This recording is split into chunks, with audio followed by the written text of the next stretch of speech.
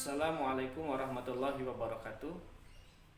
Alhamdulillahilladzi ja'ala syahrul ramadhan allazi unzila fihi al-Qur'an hudan linnas wa bayyinatin minal huda wal furqan.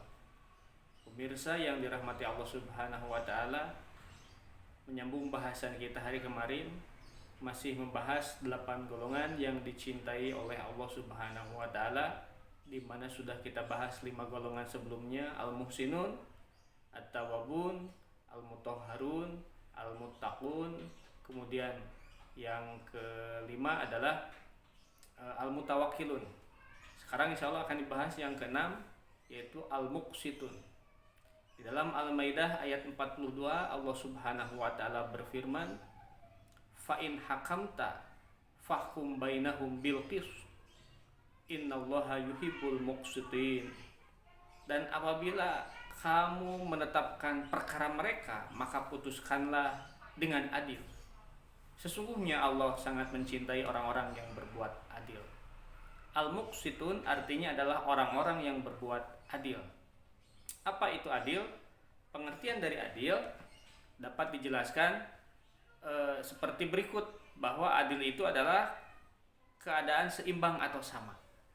Nah, kemudian secara bahasa adil itu seimbang atau sama, adapun secara istilah adalah tidak berat sebelah, meletakkan sesuatu sesuai dengan kadar atau keadaan, menetapkan sesuatu pada tempatnya, menempatkan sesuatu dengan sebetul-betulnya, dengan sebenar-benarnya.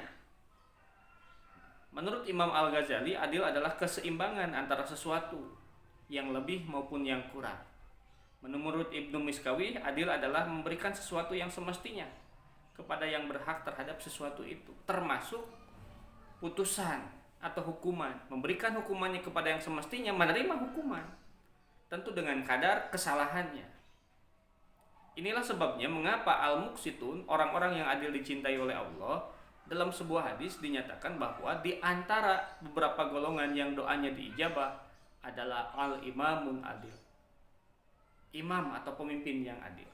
Bahkan dalam hadis yang lain disebutkan 7 golongan yang mendapatkan naungan dari Allah di yaumil akhir nanti, di mana tidak ada lagi perlindungan melainkan perlindungan dari Allah.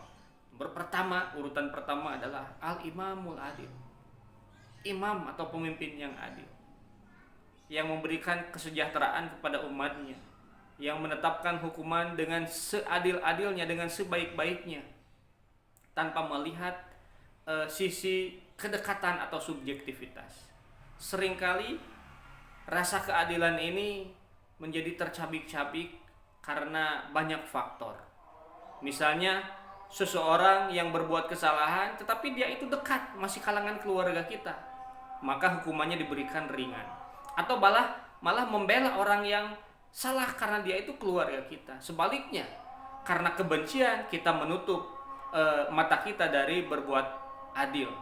Misalnya kita berselisih dengan seseorang, atau saudara kita berselisih dengan seseorang, lantas kita membenci orang itu, walaupun orang tersebut benar, tetapi tetap kita masih membela dari saudara kita. Inilah rasa adil yang tercabik-cabik, yang tidak dapat ditegakkan dengan baik. Makanya adil itu menempatkan diri di tengah.